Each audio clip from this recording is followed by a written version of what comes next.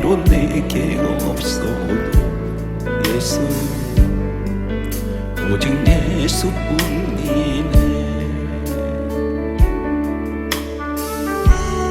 은혜 아니면 살아갈 수가 없네. 도움마저도 다 주의 것이니 세상 평안과 위로 내게 없어도 예수, 오직 예수뿐이네. 그 시대에 가볼 수도 없고 작은 고난에 지쳐도 주께 맡긴 나의 모든 삶 버티고 견디게 하시네. 은혜 아니면 살아갈 수가 없네. 나의 모든 것 다 주께 맡기니 참된 평안과 위로 내게 주신 주 예수, 오직 예수뿐이네. 그 시대에 가볼 수도 없고 작은 고난에 지쳐도 주께 맡긴 나의 모든 삶 버티고 견디게 하시네. 은혜 아니면 살아갈 수가 없네. 나의 모든 것 다 주께 맡기니 참된 평안과 위로 내게 주신 주 예수, 오직 예수뿐이네.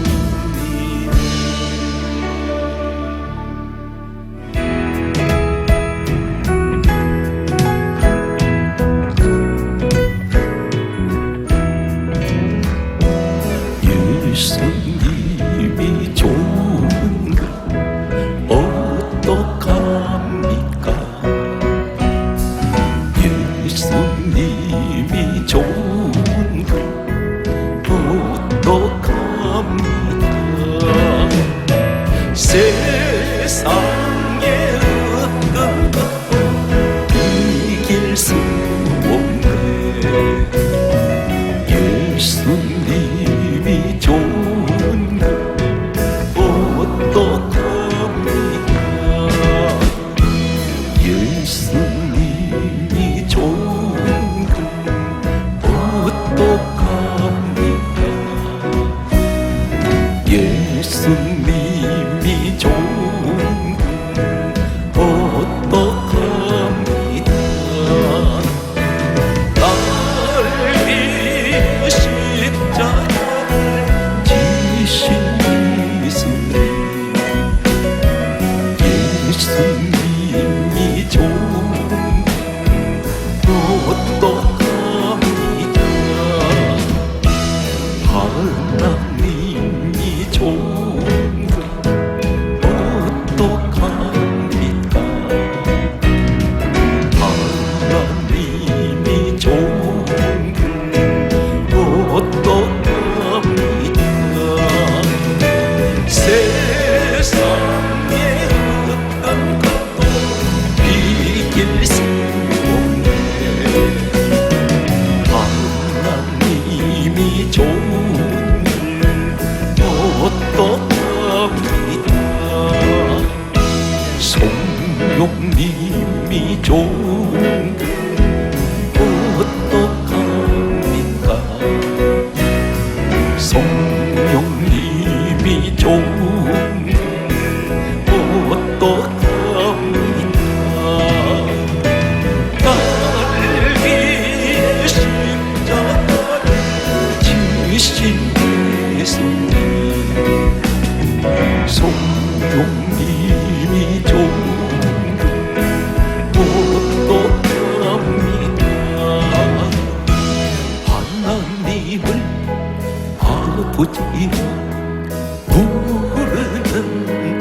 옆에 계신 분께 좋은 일 있으리 많이 있으리라.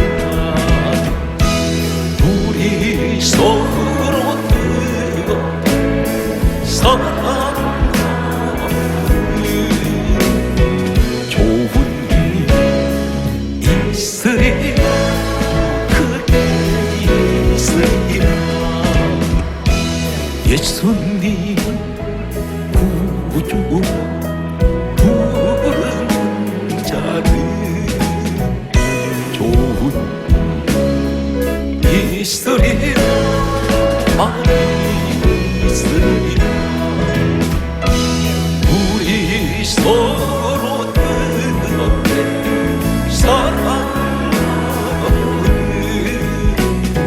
좋은 일 있으리라 크게 있으리라.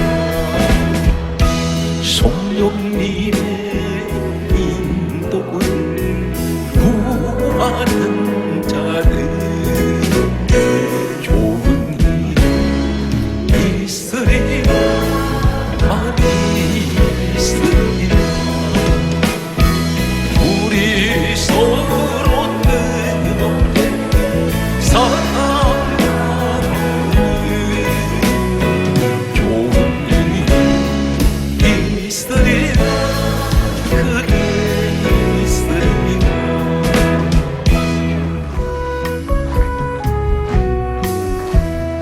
주와 같이 길 가는 것 즐거운 일 아닐까. 우리 주님 걸어가신 발자취를 밟겠네. 한 걸음 한 걸음 주 예수와 함께 날마다 우리는 어린 아이 같던 우리 미련하고 약한 주의 손에 이끌리어 생명길로 가겠네. 한 걸음 할렐루야 한 걸음 주 예수와 함께 날마다 우리는 꽃이 피는 들판이나 봄만 골짜기라. 주가 인도하는 대로 주와 같이 가겠네. 한 걸음 한 걸음 주 예수와 함께 날마다 우리는 걷겠네. 옛날 선지의 노같이 우리들도 천국에 들려 올라갈 때까지 주와 같이 걷겠네. 한 걸음 한 걸음 주 예수와 함께 날마다 우리는 걷겠네. 나의 등 뒤에서 나를 도우시는 주, 나의 인생길에서 지치고 오나요. 내 길처럼 조종하고 싶은데 나를 밀어주시네.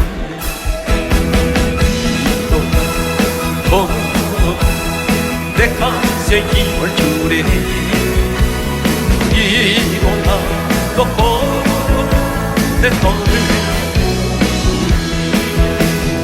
나의 등 뒤에서 나를 도우시는 주, 평안히 길을 갈 때 보이지 않아.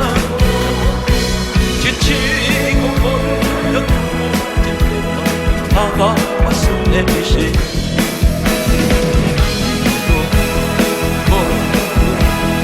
내 곁에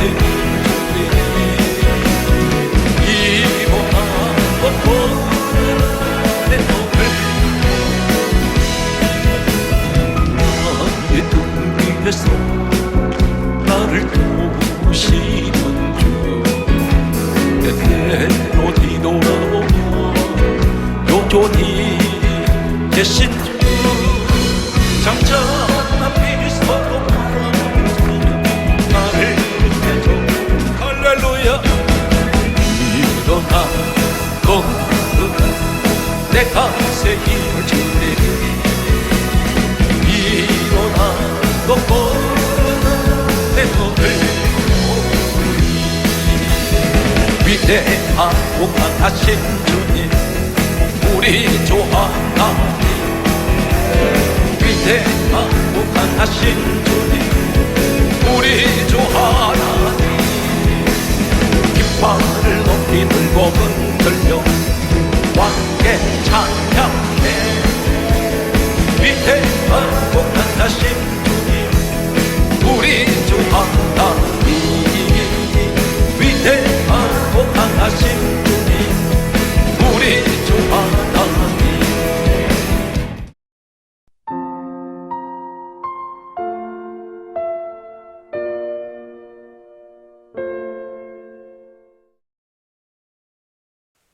오늘 이 자리에는 머리가 대단히 뛰어난 분이 계십니다. 그리고 배경도 상당히 좋은 분들이 계시고 외모가 특출난 그런 준수하게 생기신 분들 그리고 아름답게 외모가 빼어나신 분들이 있습니다. 그리고 명문대학을 나오신 분도 있습니다. 어디를 봐도 이 사람은 조건이 성공할 만한 조건입니다. 그런데 조건이 완벽한데도 불구하고 이상하게도 일이 되질 않습니다. 이 일은 틀림없이 100% 성공할 것이다 자신이 있고 장담하고 그리고 조금도 의심하지 않았는데 처절하게 무너져버리는 그리고 실패를 하게 됩니다. 많은 분들이 수고를 많이 하고 있습니다. 그런데도 힘들고 어렵기만 합니다. 기계가 돌아가는데 자연스럽게 돌아가는 것이 아니라 대단히 힘들게 돌아가고 있습니다. 오늘 이러한 사람들에게 성경은 우리에게 계속해서 하시는 말씀이 있습니다.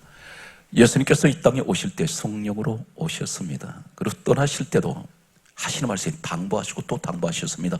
부활하시고 난 후에 도망가 버렸던 마태복음 26장 56절에 제자들이 다 예수를 버리고 도망갔던 그들을 우리 주님은 찾아가셨습니다. 그리고 하시는 말씀이 그들을 불러 모으시고 하시는 말씀이 그들이 모여 있을 때 숨을 내쉬며 가라사대 성령을 받으라 이렇게 말씀하셨습니다. 나무라지 않습니다. 탓하지 않습니다. 꾸짖지 않습니다. 지적하지 않습니다. 비판하지 않습니다. 야단치지 않습니다. 단 한마디 하신 말씀이 성령을 받으라 말씀하셨습니다.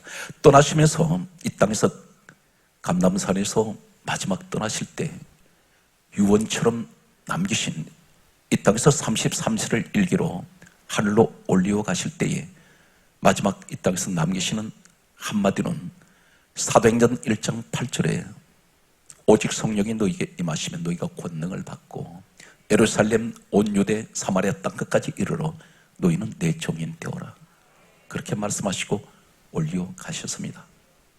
성령을 왜 받아야 될까요? 오늘 성령을 받으면 예수님이 정언되는 것은 우리 주님께서 시작이며 결론입니다. 그런데 성령을 받은 사람과 받지 못한 사람의 신앙생활은 하늘과 땅 차이입니다.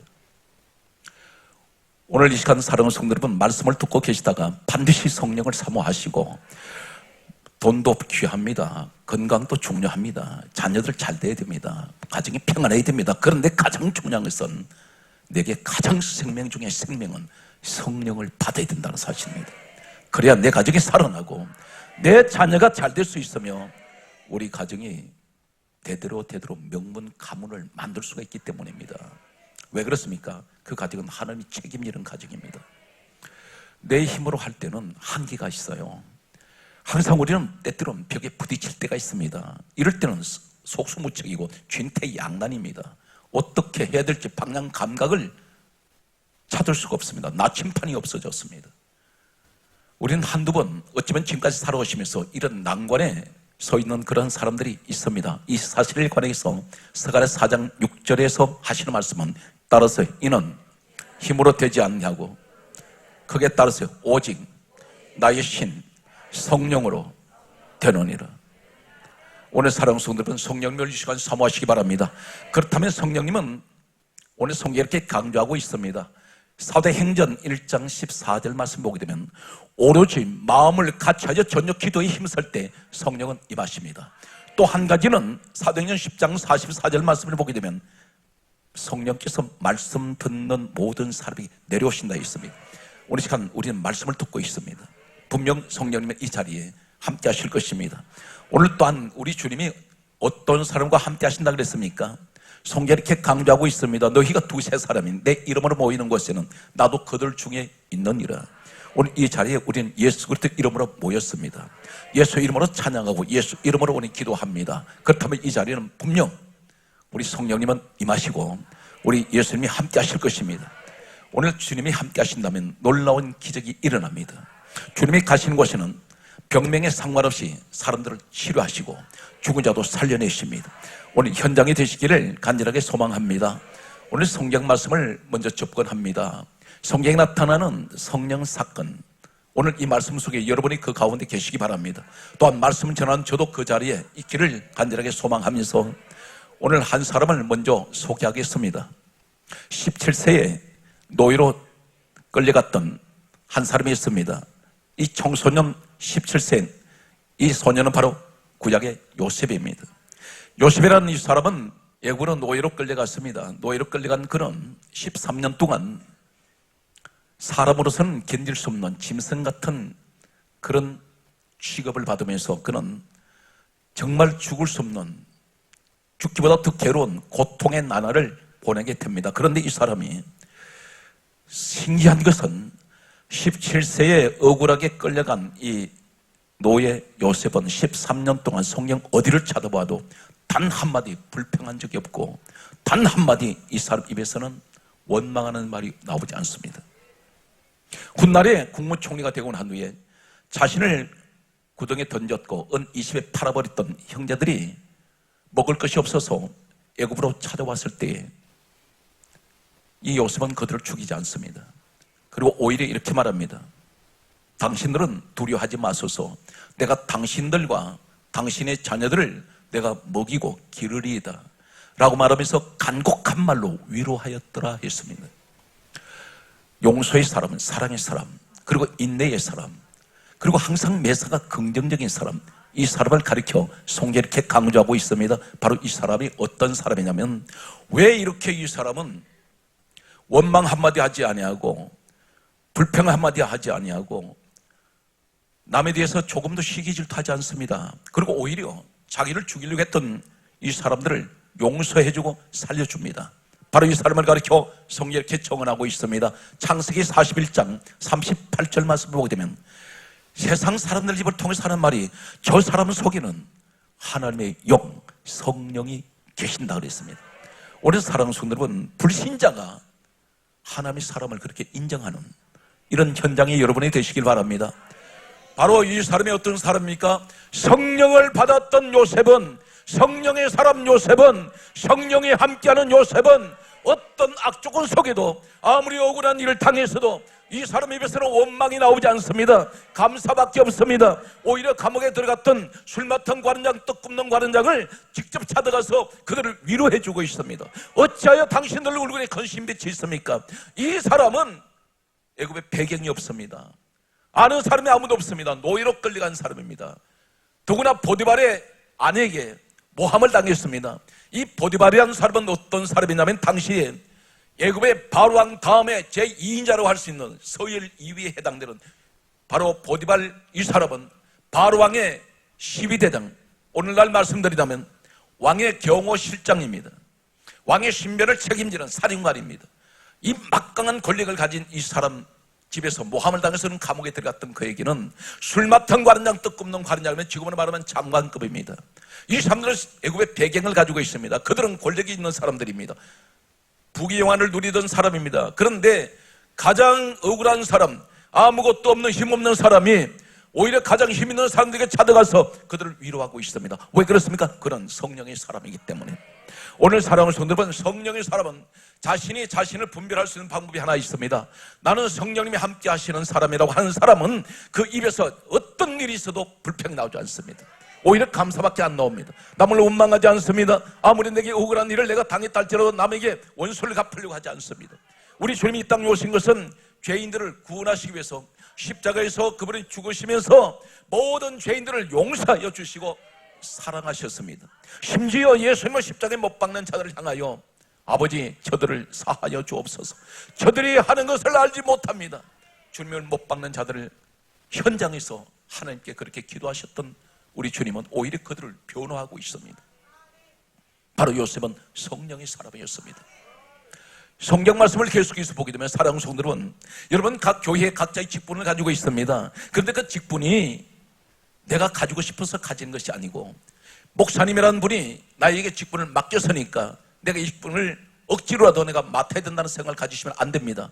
오늘 성경은 하나님의 직분은 일꾼은 어떻게 세우시는지를 여러분이 반드시 이 말씀을 들으시고 내게 맡겨진 그 직분의 자리가 어떤 자리였던지 그 자리 책임을 다하시는 충성된 일꾼 되십시오. 오늘 성경 말씀 보면 이렇게 강조하고 있습니다. 성경 말씀에는 다음 같은 말씀이 기록되고 있습니다. 모세가 하나님 부르심을 받고 이스라엘 백성들을 이끌고 광야길 갈 때에 시내산에 올라오라는 하나님 말씀을 듣고 시내산에 올라갔습니다. 40주야 그는 하나님 앞에서 단식을 하면서 하나님을 만나 뵙고 난 후에 하나님께서 이 땅에 최초로 세워지는 하나님의 집 성막을 짓게 하셨습니다. 그때에 성막을 짓게 하셨을 때에 모세는 시내산 꼭대기에서 하나님과 모세는 혼자 만났습니다. 그런데 하시는 말씀이 성막을 만들 때 놋자단은 어떻게 만들며 금향단은 어떻게 만들며 금촛대는 어떻게 만들며 그리고 계속해서 말씀하시기를 법궤는 어떻게 만들어라 말씀하시는데 전부 사이즈가 하나님의 성막에는 수백 가지를 성물이 있습니다. 이것을 낱낱이 색깔은 어떤 색깔로 할 것이며 하나하나 하나님께서는 당신이 원하시는 이 성막의 구조를 말씀할 때에 사진이 없습니다. 설계도가 없어요. 그런데 말씀을 들었던 것은 모세만 들었습니다. 그런데 하나님께서 말씀하시기를 너는 내려가면 성경 말씀을 이렇게 강조하고 있습니다. 출애굽기 31장 2절에서 3절에 말씀하시기를 너는 유다 지파 훌의 손자 부살레를 지명하여 너는 성막을 짓게 하라 말씀하셨습니다. 사이즈가 있는데 사이즈를 모릅니다. 그런데 성경이 이렇게 강조하고 있습니다. 한 가지 꼭 기억하십시오. 내게 교회에서 직분 맡겨주신 것이 목사님이 나한테 당신 생각으로 맡긴 거 아니냐. 오해하지 마십시오. 전 성경은 어디를 보아도 반드시 하나님 교회 아니면 하나님 일꾼 세울 때는 제자들을 일일이 주님이 찾아가셔서 세우셨고 바로 이 부살레라는 하나님의 성막일 오늘날 보험적으로 교회 일을 맡기는 직분자는 어떻게 합니까? 하나님이 직접 부살레라는 사람을 지명해서 바로 그 사람을 세우지 않습니다. 누구에게 세웁니까? 모세에게 세웠습니다. 오늘 모세는 40년 광야의 지도자입니다. 이 광야를 가리켜 모세는 40년 광야에서 광야 끝까지 그런 이스라엘 백성들을 인도했던 지도자입니다. 그런데 이 광야를 가리켜 사도행전 7장 38절에는 모세가 갔던 이 40년 광야를 가리켜 이곳을 가리켜 영적으로는 광야교회라고 말씀하고 있습니다. 광야교회라면 모세는 이 광야교회의 담임 목사일 수 있습니다. 하나님께서 말씀합니다. 너는 유다 지파 부살레를 훌의 손자 부살레를 지명하여 성막을 짓게 하라. 이 일을 시켰습니다. 누구한테 시킵니까? 모세를 통해서 주의 종을 통해서 직분자 세우라는 것입니다. 바로 이것이 오늘날 교회의 직분자 세우는 모습입니다. 주의 종을 통해서 오늘 직분자가 세워질 때에 이것은 결국 누구를 통해서 세우시냐면 하나님께서 주의 종에게 지시하셔서 하나님이 뜻 가운데 이 사람이 이 자리에 필요하기 때문에 세우셨다는 사실입니다. 그러므로 하나님 주신 이 직분은 내가 마음대로 내려놓고 마음대로 할 수가 없습니다. 반드시 맡은 기간 동안은 최선을 다해서 그래서 계시록 2장 10절을 말씀하시기를 내가 죽도록 충성하라. 내게 생명의 멸류관을 주시겠다 했습니다. 이 충성은 하나님이 일을 위해서 충성하는 일꾼을 말씀하고 있습니다. 오늘 여기서 이 사람은 성막의 구조를 모릅니다. 사이즈를 모릅니다. 촛대를 어떻게 만들었는지 그림도 본 적이 없습니다. 사진도 없습니다. 설계도도 없습니다. 부살레는 아무것도 모릅니다. 그런데 성경 뭐라고 말씀하십니까? 출애굽기 31장 3절 말씀은 이렇게 말씀합니다. 2절 말씀에는 하나님께서 너는 유다 지파 훌의 손자 부살레를 지명하여 세우라 말씀합니다. 세우고 났을 때에 어떻게 됩니까? 바로 출애굽기 31장 3절에는 바로 이 부살레를 아무것도 모르는 이 사람에게 하나님의 영이 충만하게 하여 주시며 오늘 성령 충만을 부어주십니다. 오늘 성령 충만은 누구에게 주십니까? 하나님의 일꾼된 사람에게 주신다는 사실입니다. 하나님의 영을 충만하게 부어주시며 지혜를 주십니다. 지식을 주십니다. 총명을 주세요. 그리고 여러 가지 재주를 주십니다. 이 여러 가지 재주가 은사입니다. 그 은사가 어디 있습니까? 하나님의 성막에 여러 가지 기구를 만들어낼 때 이 부살리는 사이즈를 모릅니다. 그런데 하나님이 생각을 주시고 하나님이 지혜를 주시고 지식을 주시고 총명을 주시고 은사 주실 때 완벽하게 만들어낸다는 사실입니다. 오늘 사랑하는 성도는 이 적용을 우리가 생활 속에 적용을 합니다. 내가 하나님의 교회의 직분자인데 하나님의 영이 내게 충만하게 주셨습니다. 나는 지혜를 받았습니다. 총명을 받았습니다. 지식도 가지고 있습니다. 여러 가지 은사가 와 있는데 나는 아무것도 몰라요. 그런데 하나님의 생각을 주시니까 만들어내더라는 것입니다. 성경 계속해서 이렇게 말씀합니다. 하게 하셨더니 하게 되더라는 것입니다. 이 말이 무슨 말입니까? 사업을 하실 때에 나는 이 사업에 별 경험이 없어요. 직장생활도 마찬가지입니다. 그 분야에 대해서 나는 완전한 전문가라고 말할 수가 없습니다. 그런데 하나님의 영이 나와 함께 하실 때 내게 지혜를 주시고 총명도 주시고 지식을 주시면서 여러 가지 재주, 여러 가지 은사를 부어 주실 때에 사람들이 감당하지 못하는 사업의 성공자가 될 수가 있어요. 직장에서 100명이든 1000명이든 10,000명이든 수많은 동료들 가운데 머리가 됩니다. 반드시 특출난 인재들이 일어날 수 있다는 사실입니다. 그러므로 우리는 어떻게 됩니까? 성령을 받아야 됩니다. 그렇다면 어떻게 됩니까? 하나님 일꾼 되셔야 됩니다. 오늘 성경 말씀 보게 되면 다음 같은 말씀을 하고 있습니다. 신앙생활에서 가장 경계해야 될 것이 있습니다. 이 사람은 일반적인 사회에서 인정받지 못합니다. 어느 기업에 들어가서도 직장생활 제대로 하지 못합니다. 어떤 사람일까요? 감정 굴곡이 조속으로 변하는 사람이 있습니다. 그 대표적인 한 사람이 누구냐면 창세기 49장 3절에서 4절에 보게 되면 야곱의 큰아들입니다. 야곱의 큰아들 루벤입니다. 이 사람은 장자권을 가지고 있습니다. 유대 풍습에는 장자권을 가진 맏아들은 같은 형제 중에도 특별하게 재산 상속은 다른 형제들보다 갑절로 더 받습니다. 모든 일에 그 집안의 대소사를 막느라고 앞에서는 지도자가 대표가 이 장자 맏아들입니다. 그런데 이 루벤이 밀려버립니다. 네 번째 아들 유다가 앞에 와버립니다. 바로 이 유다를 통해서 메시아 우리 주 예수 그리스도 우리 주님이 이 혈통을 통해서 오시게 됩니다. 바로 이 유다를 통해서 누가 태어납니까? 다윗이라는 왕을 배출하게 됩니다.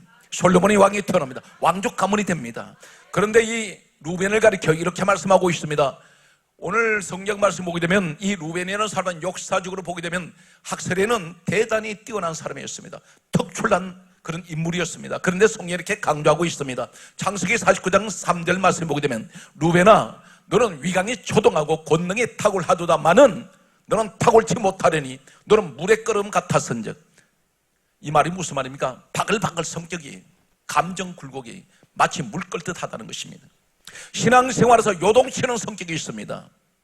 교회 생활 제대로 정착하지 못합니다. 조금 형편이 나아지면 벌써 덜썩거리기 시작합니다. 움직이려고 합니다. 조금만 시험이 오면 교회를 팍 차고 나가버립니다. 이 사람은 감정 굴곡이 심한 사람입니다.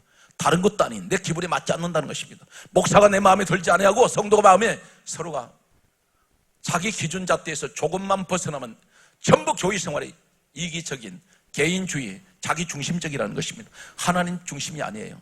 성전 중심이 아니에요. 내 감정 중심이라는 것입니다. 이런 사람 하나님 못 쓰신다는 것입니다.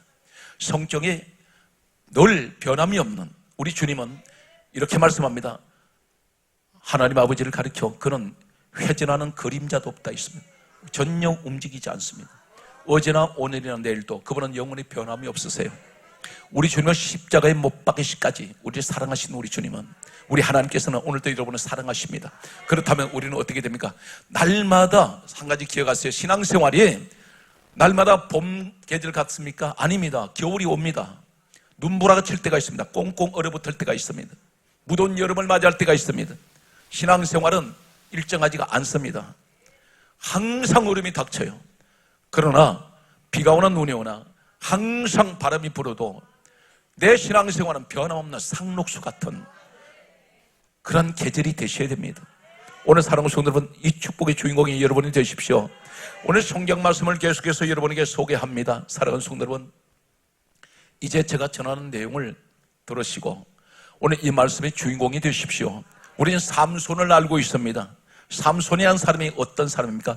이 사람은 성경을 제가 이렇게 찾으면서 깜짝 놀란 것은 이 사람에게는 수시로 하나님의 영이 계속 임하세요. 성경은 그렇게 강조합니다. 크게 임했다 있습니다. 한 번 하나님의 영, 성령이 임하신 것이 아니라 계속해서 시시때때로 계속해서 이 삼손에게는 성령 하나님께서 늘 임재하셨습니다. 성경 말씀을 소개합니다. 사사기 14장 6절에 보게 되면 삼손이 사자를 만났습니다. 사자를 만났는데 이때 장면은 이렇게 말씀하고 있습니다. 하나님의 영 성령께서 삼손에게 크게 임하며 삼손의 맨손으로 사자를 찢었더라 말씀입니다. 사자를 맨손으로 찢어버립니다. 단순하게 지금 삼손 이야기가 아닙니다. 이 사자를 가리켜 뭐라고 말씀합니까? 신약 성경 베드로전서 5장 8절은 다음 같은 말씀을 하고 있습니다. 너희들에게는 사단 마귀가 우는 사자같이 두루 돌아다니며 삼킬자를 찾나니 사자를 마귀로 비유합니다. 오늘 사랑하는 성도 여러분, 마귀를 어떻게 하면 이길 수 있을까요?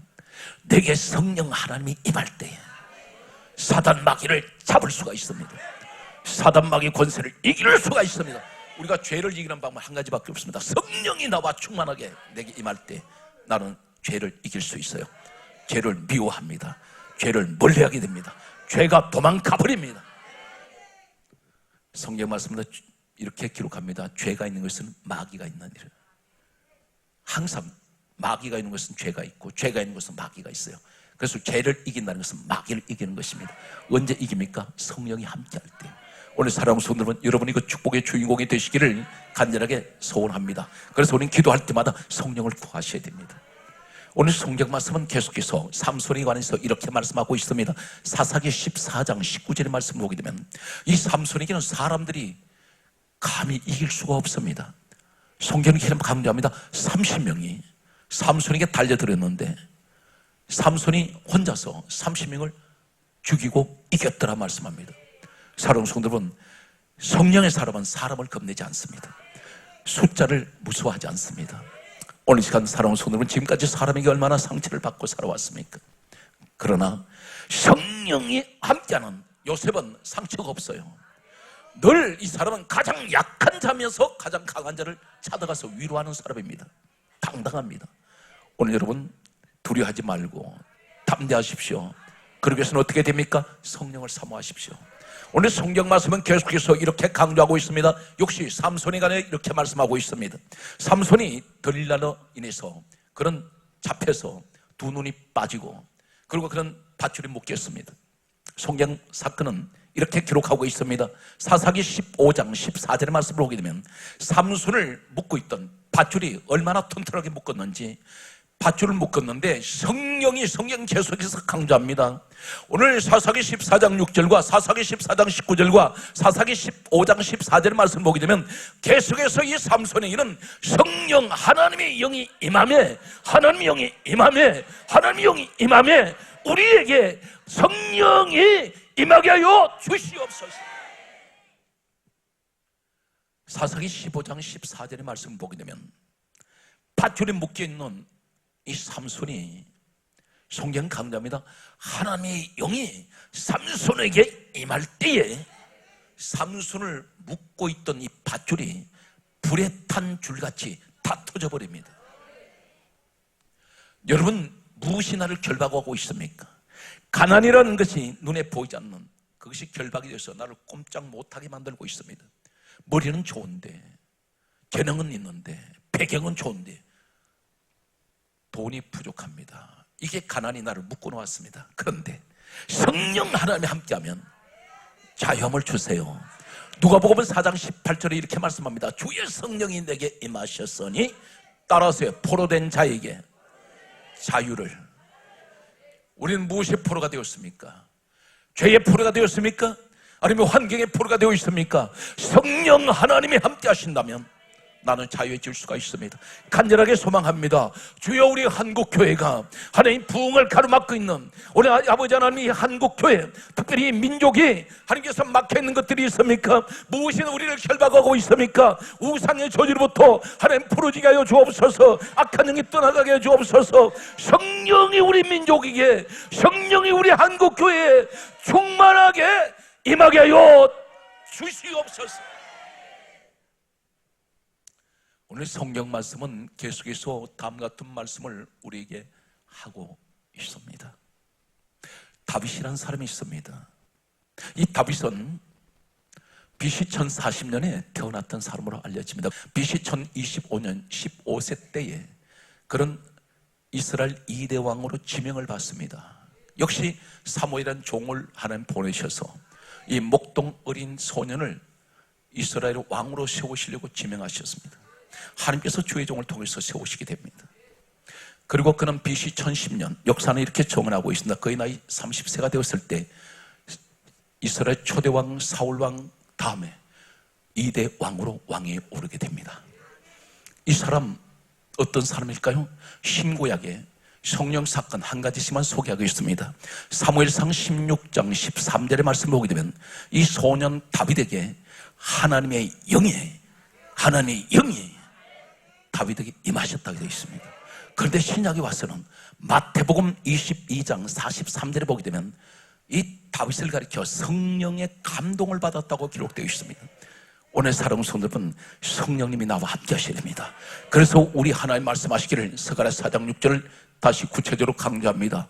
하나님 말씀합니다. 하나님 왜 이럴까요? 왜 이렇게 안 됩니까? 할 때 우리 하나님 이렇게 말씀합니다. 이는 힘으로 되지 아니하고 능으로 되지 아니하고 오직 나의 신 성령으로 되느니라 말씀합니다. 오늘 성령 하나님, 성령이 하나님이 함께 하시면 다니엘 같은 사람은 사적으로 들어가도 두려워하지 않아요. 오늘 여러분 성령 함께 하시면 불안이 오지 않습니다. 두려움이 오질 않아요. 염려가 되질 않아요. 오늘 성경 말씀은 이렇게 강조하고 있습니다. 에스겔 2장 2절 말씀을 보게 되면 에스겔에게 하나님께서 성령이 임하실 때 이렇게 기록되어 있습니다. 하나님께서 말씀하실 때 오늘 이 현장 되시기 바랍니다. 성경 말씀이 기록된 것은 하나님 말씀이에요. 성경에 없는 이야기는 전부 세상 소리입니다. 오로지 성경 말씀을 사모하세요. 하나님 말씀을 한마디로 더 듣기 위해서 늘 귀를 여시기 바랍니다. 오늘 성경 말씀은 고난 가운데 잡혀있던 이 포로된 이 에스겔에게 에스겔 2장 2절은 다음과 같은 말씀을 하고 있습니다. 하나님께서 말씀하실 때에 따라서요 하나님의 영이 임하시고 거기에 따라서요 그가 나를 이렇게 세우셨습니다. 성령님이 내게 임하면 반드시 이렇게 세웁니다. 여러분 무너졌던 내 가정의 영적 생활에 일어나시기 바랍니다. 믿음 생활에 회복되시기 바랍니다. 첫사랑이 회복되시기 바랍니다. 오늘 사랑하는 성도들은 무엇이든지 믿음 생활에서 내가 무너졌던 것들 이것이 다 회복되는 오늘 현장 되게 하여 주시기를 간절하게 소망하시기 바랍니다. 오늘 성경 말씀은 계속해서 다음과 같은 말씀을 우리에게 하고 있습니다. 오늘 성경 말씀은 이렇게 기록합니다. 우리에게 하시는 말씀은 사무엘상 10장 6절에 다음과 같은 말씀을 하고 있습니다. 오늘 현장이 되시기를 간절히 소망합니다. 하나님의 영 성령이 내게 임하시면 내가 변하여 새 사람이 되리라. 우린 작심 3일 아니라 작심 3분도 지나지 않아서 결심했는데 3분도 안 돼서 또 변해버립니다. 내 힘으로 안 된다는 것입니다.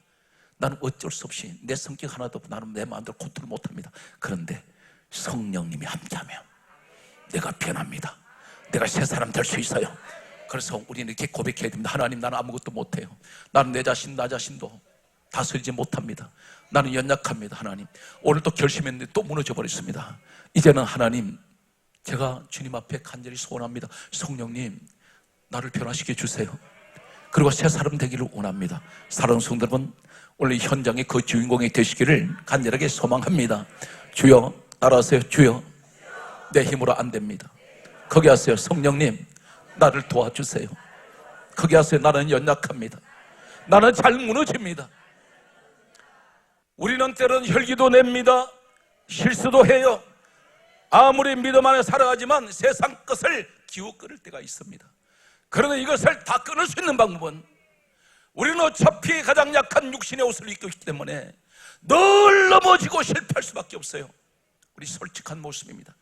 우리는 누구를 의지해야 됩니까? 성령님이 나와 함께 됩니다. 그래서 성령 강조하기를 에베소서 5장 18절에 오직 성령 충만을 받으라 말씀합니다. 성령을 받아야 돼요. 그러면 세상 육의 모습이 사라집니다. 성경 말씀은 마지막 때는 얼마나 하나님이 급하신지 아세요? 사도행전 2장 17절에서 18절에 다음 같은 말씀을 하고 있습니다. 말세에 마지막 때가 되면 어떤 현상이 일어날까요? 말세에 마지막 때에는 우리 하나님께서 말씀합니다. 내가 남종과 여종들에게 하나님의 영 성령을 부어주신다 했는데, 이 부으신다는 말씀이 어떤 의미인지 아십니까? 물 붓듯이 소낙비처럼 밖에서는 물 갖다 붓듯이 성령을 부으시는데, 오늘 이 사랑 성도는 여러분 남종 여종 우리 누구입니까? 하나님의 일꾼입니다. 오늘 주의 이 시간 간절하게 소망합니다. 마지막 때에 말씀하신 그대로 사도행전 2장 17절에서 18절의 말씀대로 말세에 오늘 하나님 남종과 여종들에게 원래 성령을 물붓듯이 부어주시는 이 기적의 현장이 되게 하여 주시옵소서. 오늘 성령 받으신 분만 하나님께 박수를 강 돌립니다.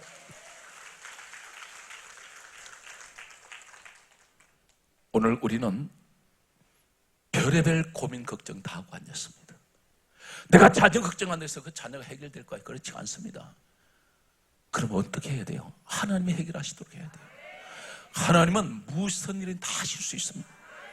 우리는 못해요. 내가 할 수 있다는 것보다 못하는 일은 솔직히 거의 전부가 다 내 힘으로 되는 건 하나도 없습니다. 다 주 안에 있어요. 그러면 어떻게 됩니까? 그래서 성경은 이렇게 강조합니다. 우리 주님이 덜 강조하시던 말씀이 아무것도 염려하지 말고 믿는 자에게는 능치 못할 일이 없다. 우리 주님이 가르쳐 주셨잖아요. 무엇이든지 믿고 구하는 것은 받은 줄로 믿으라. 믿고 구하십시오. 나는 반드시 이루어진다는 것입니다. 나는 반드시 이게 안 되는 것은 하나님이 하시면, 그분만 개입하시면 반드시 이루어질 수 있습니다. 우리 예수님이 이렇게 직접 말씀하셨습니다. 너희가 무엇이든지 내 이름으로 구하는 것은 내가 반드시 시행하리라. 우리 주님이 하신다 그랬습니다. 말씀을 지식으로 가지고 있지 말고 믿음으로 가져오세요. 머리로 믿지 말고 가슴으로 믿으세요. 믿음은 가슴으로 믿는 것입니다. 머리로 믿는 것은 믿음이 아닙니다.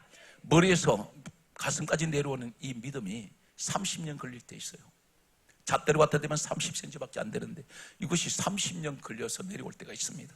가슴으로 믿어지기만 하면 역사는 일어나는데, 오늘 하나님은 무엇이든 주시기를 원합니다. 오늘 사랑하는 성도 여러분, 오늘 이 자리에 반드시 여러분이 그 주인공이 되시기를 바라면서, 오늘 우리를 지으시고 성령님이 우리와 함께 하시는 신구약 전체에 나타나는 하나님의 영 성령께서 우리가 임하실 때 목적이 무엇인지 아십니까? 궁극적인 목적은 우리 주님이 오셔서 이렇게 말씀하셨습니다. 요한복음 15장 26절에 말씀하시기를 진리의 성령이 오시면 그가 성령께서 나 예수를 전가할 것이라 했습니다. 예수님 때문에 오신다는 거예요. 예수님이 누구세요? 빌립보서 2장 6절에 그분이 근본 하나님 본체가 되세요. 그러면 하나님만을 위해서 성령님이 우리에게 임하시는데, 입만 열면 무슨 말해야 됩니까? 사도행전 5장 42절에 이렇게 말씀합니다. 성령 받았던 사람들, 초대교회 성령의 사람들은 모였다면 어떤 일을 합니까? 오늘 성령 말씀을 보게 되면 사도행전 5장 42절은 다음 같은 말씀을 합니다. 성전에 있든지 집에 있든지 그들이 어느 곳에 있든지 예수는 그리스도라 가르치기와 전도하기를 그치지 아니하는지라. 한마디 말밖에 하지 않습니다. 예수 그리스도만 이야기합니다. 이 말이 무슨 말입니까? 모였다면 예수 이야기, 모였다면 믿음 이야기, 모였다면 은혜 이야기, 모였다면 내가 오늘 간증 이야기를 한다는 거예요. 그 간증이 뭡니까? 예수님 만났다는 얘기예요. 남 쓸데없는 비판, 비난, 불평, 원망하지 않아요. 남 이야기 할 수가 없습니다. 모였다면 예수 이야기만 합니다. 그리고 그 목적이 무엇입니까? 전도하는 것이 목적이에요. 전도하기를 그치지 않아요. 사랑하는 성도 여러분 전도하면서 이 사람은 내가 책임지고 어떻게든지 교회까지 데려와야지, 그렇게 하지 않아야 할지라도 전하기만 하세요. 예수란 말 한마디만 전하면 성령이 역사해버려요. 그 사람 마음을 뒤집어 버립니다. 반드시 때가 되면 이 사람 주님 앞으로 돌아옵니다. 그래서 성경 강령이를 때를 얻든지 못했든지 너는 전파라 그랬어요. 우린 전하기만 하면 돼요. 전하기만 하면 반드시 나머지 작업은 우리 성령님이 하십니다. 오늘 사랑하는 성도 여러분, 오늘 이 자리 여러분이 그 주인공 되시기를 예수님 이름으로 축복합니다. 말씀을 정리하면서 반드시 한 가지를 기억하십시오. 내가 인생을 살아가는 목적이 무엇일까? 이사야 43장 21절은 이렇게 말씀하고 있습니다. 이 백성은 내가 나를 위하여 지었나니 나를 찬송하게 하려 함이라. 하나님이 우리를 지으신 것은 하나님을 찬송하기 위하여, 이 찬송성이라는 하나님을 예배하고 하나님을 섬기며 함께 영광을 돌리며 늘 하나님 앞에 충성하는 것을 말합니다. 오늘 현장이 여러분이 그 주인공 되시기를 바라면서 사랑하는 성도 여러분, 아무리 시대가 어렵다 할지라도, 아무리 많은 사람들이 예수를 떠나가는 사람이 있다 할지라도 끝까지 남는 분이 계세요. IMF 때에 가장 경제적으로 어려울 때에 다 기업이 망한 것은 아닙니다. 망하는 기업 옆에 잘 되는 기업이 있었어요. 여러분 가운데 아무리 시대가 어려도 여러분이 잘 되는 사람들이 있어요. 거기에 따라서요, 성령의 사람이 되십시오. 할렐루야. 오늘 여러분 범사위에 성령의 충만함이 함께 하셔서 이 시대의 예수 그리스도의 사람, 정인 되시기를 주 예수 이름으로 축복합니다.